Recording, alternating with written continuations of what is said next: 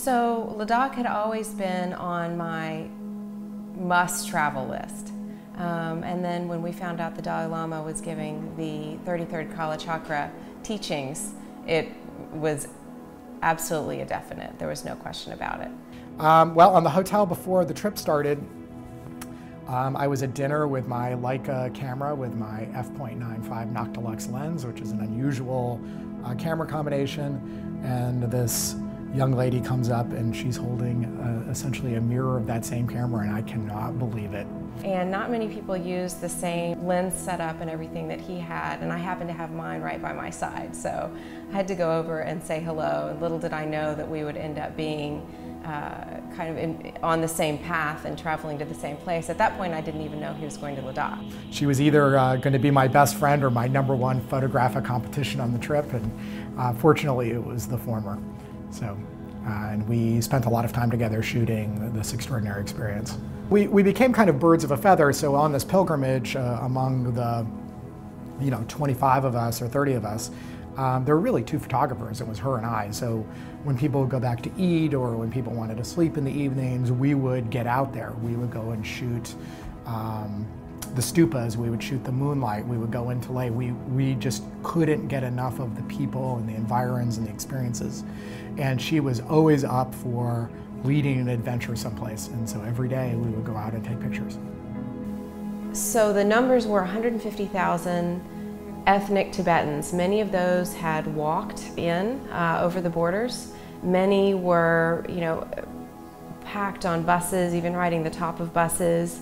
Many had walked in from other areas of Ladakh. Perhaps the kind of most profound moment is when we left our tent camp and we approached the Kalachakra ceremony. And basically, about a mile out, you have to start walking by foot. And I was walking amidst 150,000 people in a really dusty, hot, smoky environment. And that's when I realized that this pilgrimage was real, and I wasn't just an observer, I was also a pilgrim. And that was really, really an experience I've never had before. There is a very random, amazing interval of a circus. And the circus was actually right next to the Tibetan camp. So there was like this kind of pop-up carnival, and we couldn't believe it. So imagine this long, empty plain, like desert, and right there is this huge Ferris wheel.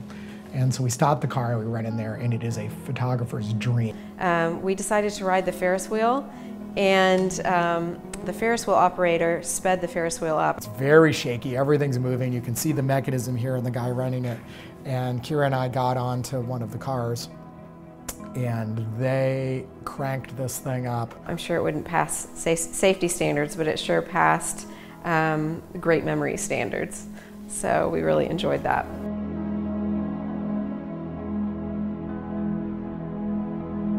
One of the most emotional experiences was the last day when the Dalai Lama asked for about 40 minutes of silence. And some of the monks were chanting, but to hear 150,000 people in silence and listening to some very low chants was just absolutely incredible. And it lasted for about 30 or 40 minutes. And I don't think I've ever heard that many people be that quiet and really just enjoying the sound of the breeze. You could almost hear the sunlight. It was absolutely amazing.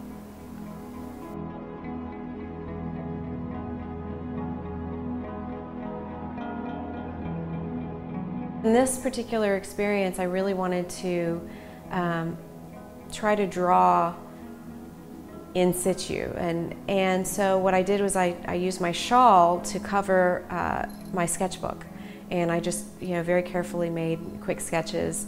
Again, really without thinking about it too much. So I don't think of titles, I don't think of what the piece is going to be, I just let it flow. It's very much automatic writing, it's very intuitive, and I really don't talk about it much because I can't explain it at the time. It takes a long time to bring the sketches back in process the experience personally and then sit down and draw them and see what they're about and let them speak to me rather than me control what the end result of the drawing is. And when Cira said, you know, perhaps we should do an exhibition at the Tibet House, I thought it was an incredible idea. And in a way, it was almost like a kind of predestiny. We wouldn't have done anything differently. We would have shot just the same way, with the same energy and the same approach, with the same sense of the outputs. I'm just grateful that our work to kind of come together around this story.